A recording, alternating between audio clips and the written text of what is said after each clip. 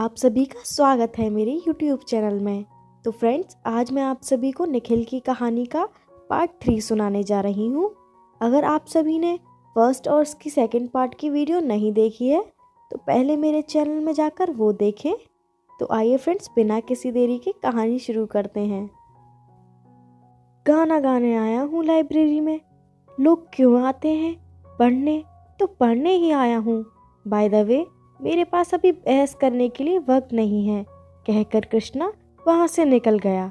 निखिल उसे देखता ही रह गया और सोचने लगा, अजीब लड़का है। वो कृष्णा से खिन्न होने लगा और जाकर टेबल पर बैठ गया। कृष्णा भी आकर उसके सामने बैठ गया और पढ़ने का नाटक करने लगा। कुछ देर बाद एक लड़की आई और कृष्णा से कहा, एक्सक्यूज़ मी, क्या मैं यहाँ बैठ सकती हूँ? कृष्णा ने लड़की को देखा। जीन्स और टॉप पहने, बालों को खुला रखे, होठों पर बड़ी सी मुस्कान लिए हुए थी। कृष्णा ने निखिल को चढ़ाने के लिए उसे हाँ कह दी। वो उस पर चुपचाप आकर बैठ गई। दोनों पढ़ाई से ज़्यादा बातों में रुचि ले रहे थे। निखिल को बार बार डिस्टर्ब हो रहा था, इसलिए उसने उठकर तेज आवाज़ में कहा, can you please just keep quiet? Krishna और उस लड़की के साथ साथ सभी निखिल की तरफ देखने लगे।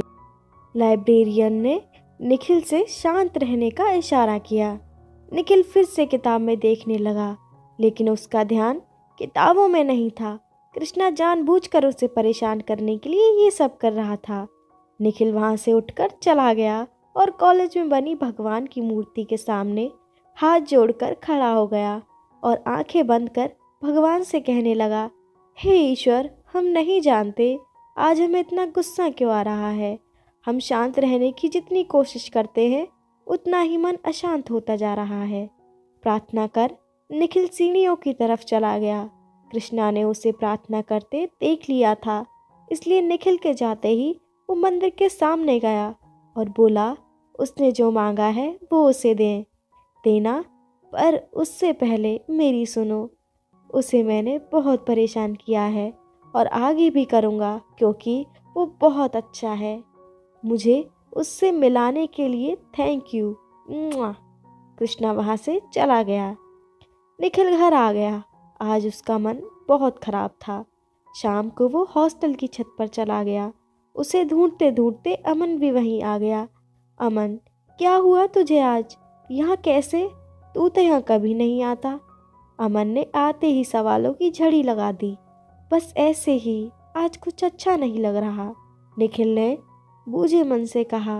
अमन जानता था निखिल इस जगह आकर खड़ा तभी होता था जब वो बहुत परेशान होता था या फिर दुखी।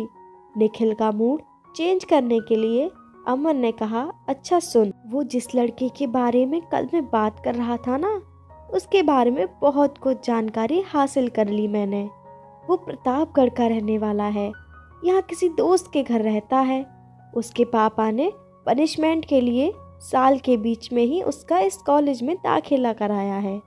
उसके पापा प्रतापगढ़ के जमींदार हैं, बहुत ही सख्त मिजाज के हैं। निखिल, तुम किस लड़के की बात कर रहे हो? निखिल ने असमझ की स्थिति में पूछा। अमन, अरे वही कल जो नया आया था कॉलेज में, कृष्णा। निखिल, वो उस लड़के का तो तू नाम ही मत ले। मेरी परेशानी की वजह वो ही है। जानता है आज उसने क्या किया? और उसके बाद निखिल ने कॉलेज की सारी बात अमन को बता दी। लेकिन अमन तो उल्टा कहने लगा, हाय क्या किस्मत है तेरी, जिस लड़के के पीछे लड़कियां पागल हुई घूम रही हैं वो तेरे पीछे घूम रहा है। काश तेरी जगह मैं होता। निखिल, अमन, अमन, हाँ निखिल। निखिल, पता नहीं क्यों, पर वो जब भी हमारे सामने आता है हम परेशान से हो जाते हैं। एक अजीब सी बेचैनी, पता नहीं क्यों उसे देखते ही हमें गुस्सा आने लगता है। अमन, यार वो कितना क्यूट है, उसे देख कि तुम्हें गुस्सा आता है? निखिल, तुमसे तो बहस करना बेकार है। चलो खाने का वक्त हो गया है। दोनों नीचे आ गए। कॉलेज जाते हुए एक हफ्ता गुजर गया। नोक झोंक और हल्की फुल्की परेशानियों में निखिल कॉलेज जाता रहा। कृष्णा उससे बात करने की बहुत कोशिश करता, लेकिन वो हर बार उससे दूर चला जाता। अब तक उसके कॉलेज में कई दोस्त बन चुके थे, लेकिन निखिल ने उसके दिल में एक खास जगह बना ली थी। वो निखिल को हमेशा परेशान करता रहता, लेकिन दिल ही दिल में वो उसकी बहुत रिस्पेक्ट करता था। अमन से भी उसकी अच्छी दोस्ती हो चुकी थी। एक सुबह जब निखिल कॉलेज पहुंचा तो उसे पता चला कि मैनेजमेंट ने सबके लिए एक फ्रेशर पार्टी रखी है। सभी बहुत एक्साइटेड थे। कॉलेज खत्म होने के बाद निखिल और अमन घर आ गए। अमन, आज शाम को तुम क्या पहन कर जा रहे हो? निखिल, मैं कहीं नहीं जा रहा, तुम चले जाना। अमन, ठीक है तो फिर मैं भी नहीं जा रहा, अमन ने बिस्तर पर गिरते हुए कहा। निखिल, अमन, मेरी वजह से तुम क्यों अपनी पार्टी खराब कर रहे हो? तुम चले जाओ ना। अमन, अगर जाएंगे तो दोनों साथ जाएंगे, वरना कोई नहीं जाएगा। निखिल काफ़ी देर सोचता रहा और फिर कहा, ठीक है, हम भी चलेंगे।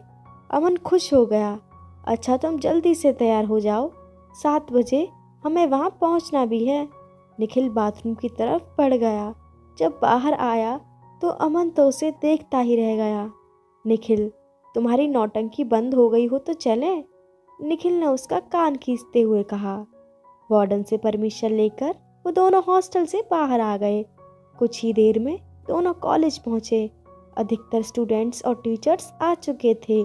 सब ने एक से बढ़कर एक शानदार कपड़े पहन रखे थे, लेकिन उन सब में से सबसे अलग लग रहे थे निखिल। उसकी सादगी ही उसे औरों से खूबसूरत बनाती थी। दोनों अंदर हॉल में गए। सबकी नज़रें निखिल पर टिक गईं। अमन अपनी दोस्तों की तरफ चला गया। निखिल एक कोने में खड़ा हो गया। तभी रुचि मैडम उसके पास आई। आज वो निखिल की तारीफ करती नहीं थक रही थी। निखिल कुछ देर उनसे बातें करता रहा। तभी गेट के सामने एक गाड़ी आकर रुकी। गाड़ी से रवि अपने कुछ दोस्तों के साथ उतरा और अंदर आया। कुछ लड़कियां उसकी तरफ बढ़ी और फिर सबसे बातचीत करने लगी, पर रवि की नज़रें तो आज किसी और पर ही थी। वो था निखिल। सबको साइड कर वो निखिल के पास आया और कहा उस दिन के लिए सॉरी। निखिल, इट्स ओके, बहुत खूबसूरत लग रहा था। उसने एक गुलाब निखिल की तरफ बढ़ाते हुए कहा। निखिल ने फूल लिया और बिना कुछ कहे दूसरी तरफ चला गया। उसने फूल एक फ्लावर पॉट में लगा दिया। सब पार्टी एंजॉय करने लगे। निखिल ने चारों तरफ देखा। उसे कृष्णा कहीं दिखाई नहीं दे रहा था। तभी उसने पीछे से निखिल के कान में कहा, मुझे ढूंढ रहे हो निखिल? निखिल ने घबरा कर पीछे देखा। कृष्णा मुस्कुराते हुए खड़ा था। आप हमेशा ऐसी हरकतें क्यों करते हो? उसके खींचते हुए कहा। कृष्णा ने निखिल को देखा तो बस देखता ही रह गया, लेकिन अपनी भावनाओं को काबू में रखते हुए कहा। उसने कहा, वैसे मैं तुम्हारे लिए फूल लाया था। अपनी आंखें बंद करो प्लीज प्लीज। निखिल ने अपनी आंखें बंद कर ली और जब खोली तो कृष्णा उसके सामने गोभी का फूल लिए खड़ा था। निखिल कुछ कहता उससे पहले ही कृष्णा बोल पड़ा, वो क्या है ना, जब तुम गुस्सा करते हो ना तो तुम्हारा मुंह ऐसे ही हो जाता है। और निखिल को गोभी पकड़ाकर वहां से भाग गया। निखिल का मन किया उसे गोभी से मारकर उसका मुंह तोड़ दो, लेकिन उसने ऐसा नहीं किया। उसने उसे साइड में रख दिया। उसके चेहरे पर परेशानी साफ झलक रही थी। तभी एक लड़की आई और निखिल को एक कागज पकड़ाकर चली गई। निखिल ने उसे खोला तो उसमें लिखा था, आज की महफिल की रौनक सिर्फ तुम हो, प्लीज स्माइल। निखिल ने पढ़ा और इधर उधर देखने लगा, पर सब अपने आप में बिजी थे। निखिल को समझ नहीं आ रहा था कि वो कागज किसने भेजा है।